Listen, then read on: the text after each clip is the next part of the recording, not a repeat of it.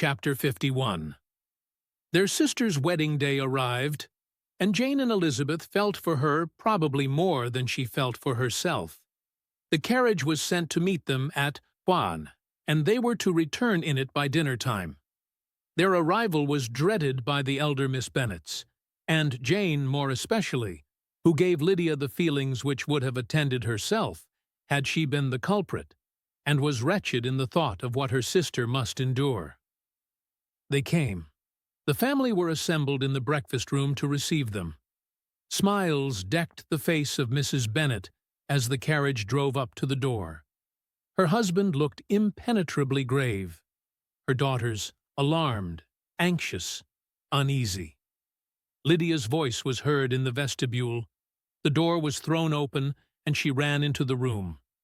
Her mother stepped forwards, embraced her, and welcomed her with rapture, gave her hand, with an affectionate smile, to Wickham, who followed his lady, and wished them both joy with an alacrity which showed no doubt of their happiness.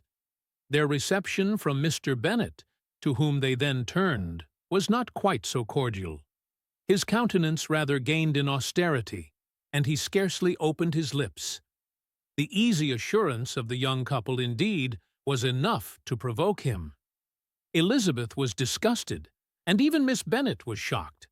Lydia was Lydia still, untamed, unabashed, wild, noisy, and fearless. She turned from sister to sister, demanding their congratulations, and when at length they all sat down, looked eagerly round the room, took notice of some little alteration in it, and observed, with a laugh, that it was a great while since she had been there.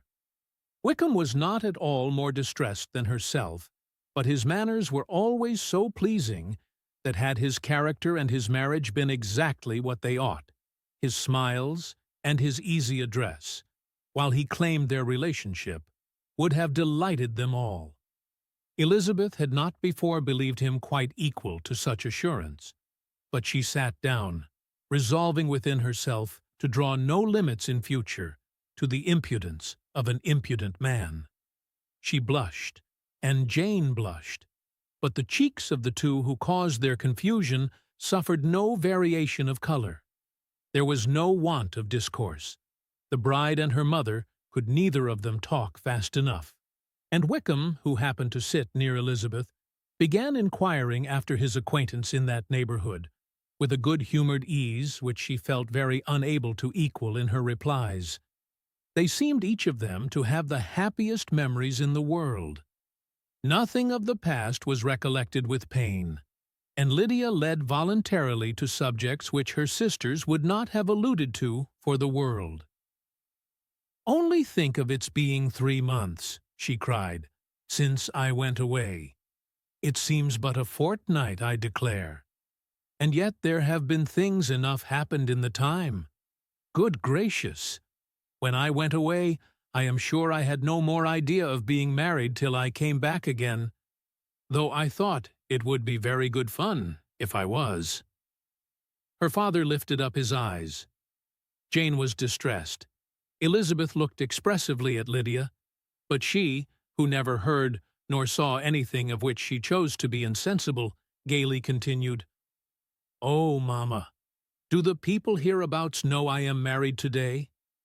I was afraid they might not, and we overtook William Goulding in his curricle, so I was determined he should know it, and so I let down the side-glass next to him, and took off my glove, and let my hand just rest upon the window-frame, so that he might see the ring, and then I bowed and smiled like anything." Elizabeth could bear it no longer. She got up and ran out of the room, and returned no more, till she heard them passing through the hall to the dining parlor. She then joined them soon enough to see Lydia, with anxious parade, walk up to her mother's right hand, and hear her say to her eldest sister, "Ah, Jane, I take your place now, and you must go lower, because I am a married woman." It was not to be supposed that time would give Lydia that embarrassment from which she had been so wholly free at first. Her ease and good spirits increased. She longed to see Mrs. Phillips, the Lucases, and all their other neighbors, and to hear herself called Mrs. Wickham by each of them. And in the meantime, she went after dinner to show her ring and boast of being married to Mrs. Hill and the two housemaids. "Well, mamma," said she, when they were all returned to the breakfast-room, "and what do you think of my husband? Is not he a charming man? I am sure my sisters must all envy me. I only hope they may have half my good luck. They must all go to Brighton. That is the place to get husbands. What a pity it is, mamma, we did not all go." "Very true, and if I had my will, we should. But my dear Lydia, I don't at all like your going such a way off. Must it be so?" "Oh, Lord, yes, there is nothing in that. I shall like it of all things. You and Papa and my sisters must come down and see us. We shall be at Newcastle all the winter, and I dare say there will be some balls, and I will take care to get good partners for them all." "I should like it beyond anything," said her mother. "And then when you go away, you may leave one or two of my sisters behind you, and I dare say I shall get husbands for them before the winter is over." "I thank you for my share of the favor," said Elizabeth, "but I do not particularly like your way of getting husbands." Their visitors were not to remain above 10 days with them. Mr. Wickham had received his commission before he left London, and he was to join his regiment at the end of a fortnight. No one but Mrs. Bennet regretted that their stay would be so short, and she made the most of the time by visiting about with her daughter and having very frequent parties at home. These parties were acceptable to all. To avoid a family circle was even more desirable to such as did think than such as did not. Wickham's affection for Lydia was just what Elizabeth had expected to find it, not equal to Lydia's for him. She had scarcely needed her present observation to be satisfied, from the reason of things, that their elopement had been brought on by the strength of her love rather than by his, and she would have wondered why, without violently caring for her, he chose to elope with her at all, had she not felt certain that his flight was rendered necessary by distress of circumstances. And if that were the case, he was not the young man to resist an opportunity of having a companion.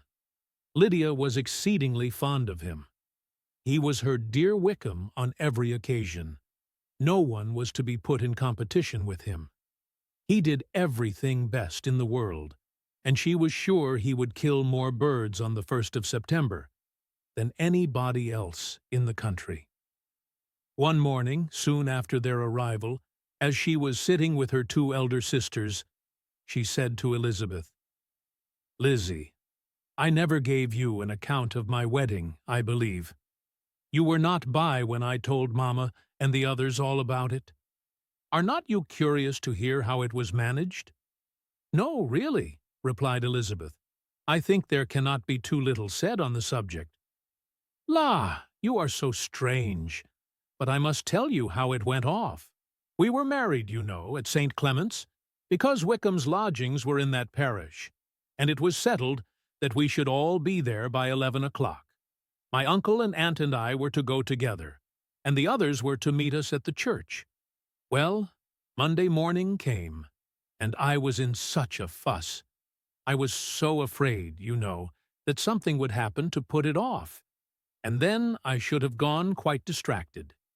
And there was my aunt, all the time I was dressing, preaching and talking away, just as if she was reading a sermon.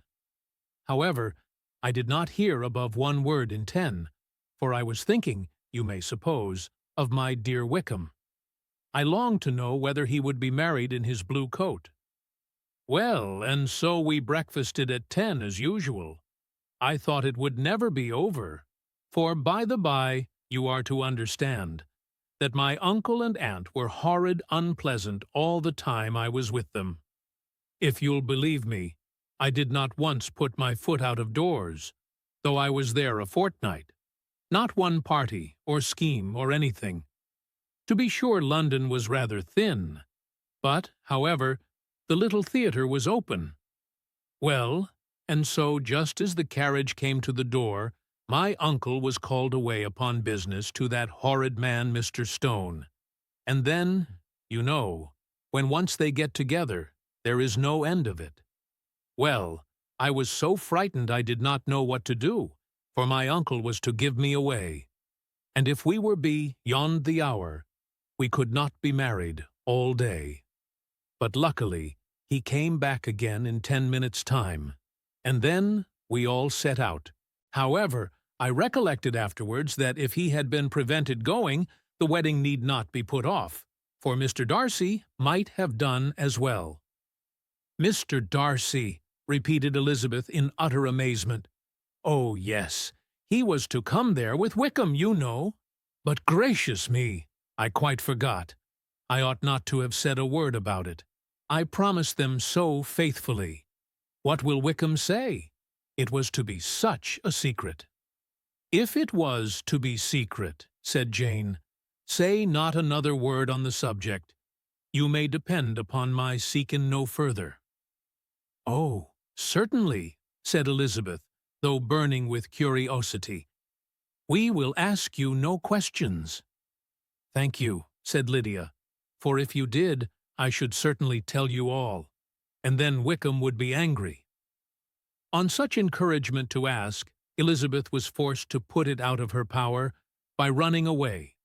But to live in ignorance on such a point was impossible, or at least it was impossible not to try for information.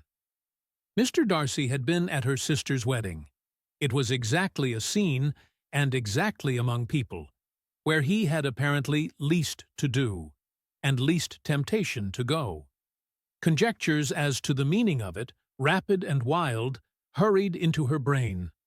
But she was satisfied with none. Those that best pleased her, as placing his conduct in the noblest light, seemed most improbable.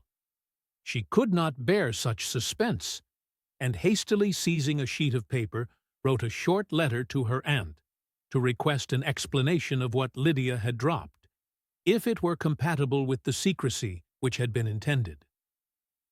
"You may readily comprehend," she added, "what my curiosity must be to know how a person unconnected with any of us, and, comparatively speaking, a stranger to our family, should have been amongst you at such a time.